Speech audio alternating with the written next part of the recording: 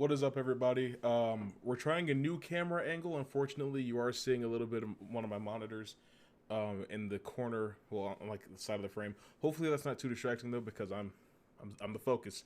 But today, some interesting news came out. Scott Cawthon, the creator of one of the most popular video games in the the entire age of the internet, Five Nights at Freddy's, is retiring.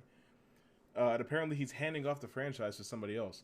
Um, this is interesting because there is a game, probably more than one, but there is a game in development right now, Security Breach.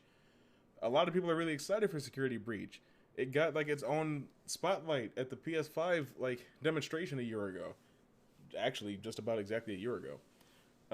E3. Well, I have a lot of work to do. Tomorrow, Friday, I'll be releasing a video about everything that happened at E3, but whatever. Um, this is very interesting to me because creator Scott Kaufman announced his retirement amid criticism of political donations. So we're gonna read through this a bit real quick. The creator of the creator of the Five Nights at Freddy series, Scott Kaufman, says he's retiring from public video game development. In his statement, Kaufman said that he will continue to make games as a hobby for his children, and that he's handing off the Five Nights at Freddy's property to another developer.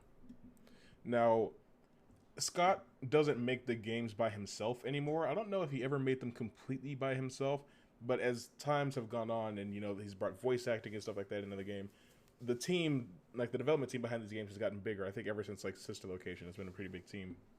Um, where is it? I've had a blessed, fulfilling and rich career. Kaufman said on his website. I've been shown great kindness, and I've tried to show great kindness in return. I've tried to make some good games. Let the debate ensue, and I've witnessed the creation of possibly the most creative and talented fan base on the planet.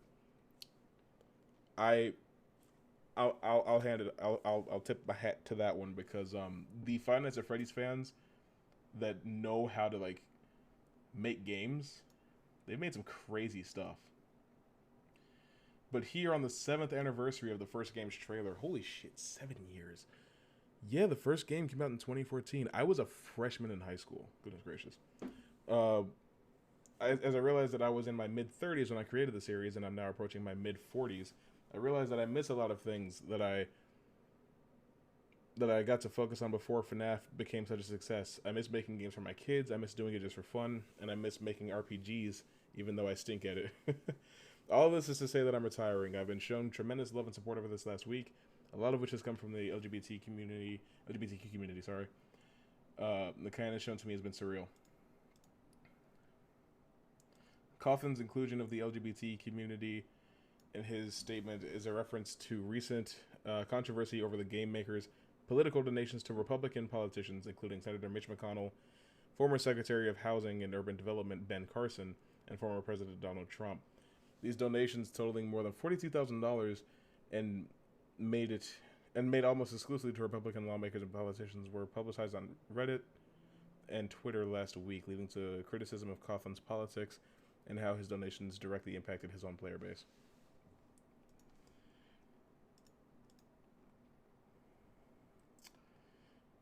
More reading. Okay, let's get through all of this here, and then I'll actually start to give my thoughts on it. I've debated greatly how best to address this, including not addressing it at all. But with so many people from the LGBT community and fan base that I love, that's not an option. I'd like to think that the last 7 years would have given me the benefit of the doubt in regards to how I try to treat people, but there I was trending on Twitter for being a homophobe, getting doxxed, with people threatening to come to my house. My wife is 6 weeks pregnant, and she spent last night in fear because of what was being said online. She has already been struggling with her pregnancy, so seeing her so afraid really scared me. Really scared me. I'm sorry. All this because I exercise my right and my duties as an American citizen to vote for and support the candidates who I felt could best run the country for everyone, and that's something I want to apologize for. For those who took the time to look, you saw that the candidates I supported included men, women, white people, black people, Republicans, and Democrats. I supported Kimberly Klacik in Baltimore because I believed wow. She really cared for the African American community there and wanted to pull them out of poverty. I believed she could have really made a difference in a time when so many black communities were struggling. She lost, unfortunately. I supported Tulsi Gabbard, a Democrat, who, even though I disagreed with her on several issues, because I felt she would have been a good and fair president. And yes, I supported Donald Trump, or President Trump. because I felt he was the best man to fuel a strong economy and stand up to America's enemies abroad, of which there are many. Even if there were candidates who had better things to say about the LGBT community directly and bigger promises to make, I believed that their stances on other issues would have ended up doing much greater harm to those communities than good. All of this explanation, I fear, is wasted, as people don't want to discuss with one another anymore. They want endless apologies and submission. People are expecting those from me, and will get neither. Okay. Before I say anything,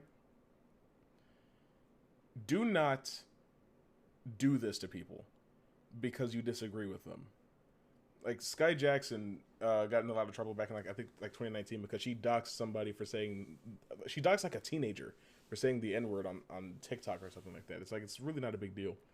But if somebody supports candidates that you don't support, you don't then have the right to threaten their family or leak their personal information or dox them or anything like that. Like that's, I think we should all agree that that's a pretty shitty thing to do, right?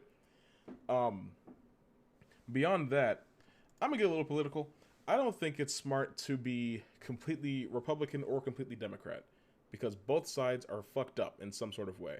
There are people from both sides who know what they're talking about sometimes and actually have good ideas, you know? The stimulus package that went out last year was not Donald Trump's idea. It was Mitt Romney's idea. And back in 2012, I would not have voted for Mitt Romney if I was old enough. But he did come up with something that was a good idea and helped a lot of people. There are Democrats who I don't agree with. One of them, is currently in office. And that's not to say that I disagree with everything Joe Biden has said or done from the course of announcing that he was running to today. I think that a lot of it has potential. I think that he's said some things that lead me to believe that he has a few good ideas. But, the thing with presidents is they say things when they're campaigning, and sometimes they'll mean those things. They will really want to try and do those things, but they can't or won't or just don't by the time they get in office. And that's just something that we have to deal with politicians in general. I'm not a Biden supporter or a Trump supporter. I had to make a decision, basically. Scott had to make a decision. We made differing decisions. That doesn't mean that I respect Scott less as a game designer. He has created something so special to so many people. Personally, I have outgrown Five Nights at Freddy's. I haven't played a Fnaf game since Sister Location. The only reason that I have any idea what's going on right now is because Matt Pat needs to eat. And so I see those videos every so often. But outside of that, I don't care about FNAF anymore. But that doesn't mean that I'm going to just ignore everything that it's done for the internet. Sure, it's given us some strange things, but it's given us crazy music, some dope fan art, crazy fan games. It's taken people like Markiplier and Matt Pat and boosted them so high up to places that they might have never reached without that game existing. It pretty much created a completely new genre of survival horror with resource management. It's like Five Nights at Freddy's is a very, very special thing, and it's a very important thing that happened for gaming and for the internet. Now, there was a time not so long ago at all that I viewed a vote for Trump or supporting Trump in any way as something that kind of transcended political alignment and more went into human rights because, the way that trans people were treated in the military, things with gay people trying to get married and abortion rights and all that sort of thing. And I still do believe that. But we're at a time now where Trump isn't affecting these things anymore. It's still an issue currently because you have so many levels of leadership. That's the thing. There's too many layers of government in the country. So we'll never agree on anything and we'll never get one thing done. But I mean, Trump lost the last election. He's probably not going to win the next one. There's no point in being upset that somebody voted for Trump. We're past that now. The election was 9 months ago. I'm struggling to see how you would think that it's okay that because somebody donated money to a politician that you don't like, that I don't like, you get to treat them like this. Scott has been so nice and so kind to his community over the years. Do you know, like, there are so many Five Nights at Freddy's fan games out there. So much fan art out there, and people are profiting off of this stuff. If Scott wanted to, he could shut that shit down. He could go after everybody that was even the least bit inspired by what he created. He could hike up the price of all of his games, or he could, like, I don't know, tell Steam to take down other people's stuff. I don't like. There's so many options that he could use, or like so many ways that he could be an asshole, but he's not. He's legitimately one of the nicest people in the entire video game community.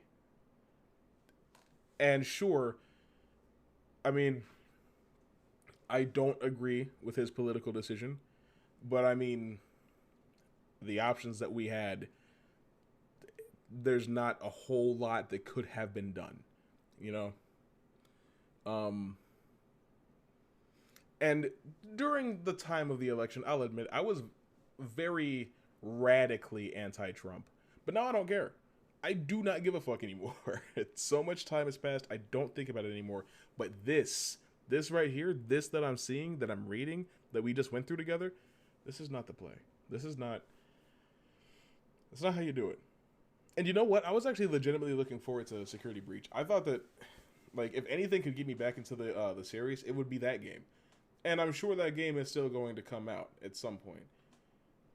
But then that's it, right? Like, Scott has said that he doesn't want to make Five Nights at Freddy's games anymore. He's ended the franchise 3 times now. But this one just feels different, you know? None of the other ones came off the heels of people harassing him personally and his family for his political stance, you know? People have been insulting him for years about, like, his games and the quality of them and the repetitive nature of them and stuff like that. But I highly doubt that any of that stuff really, like, gets under his skin. But when you mess with a man's family, of course he's not going to want to continue to make games, you know? And I'm sure that, like, that just even developing Security Breach has been such a big deal for him, because there's so much writing on this game. I don't know. It's just respect each other, that's all. You know? I know people that voted for Trump, and it just doesn't matter. It doesn't matter. You know? I don't feel quite like I did all those months ago. But hey, whatever. Take it easy, Scott. Thanks for the games. Thanks for everything that you've done with the Five Nights at Freddy's franchise. It will never be forgotten. So I hope that you've gotten to have a game development career that you can be proud of, you know. And to everybody out there that treated him like this, seek help, please. This is not normal. You can't do that to people. But all that being said, that's all I got, and I'll see you next time.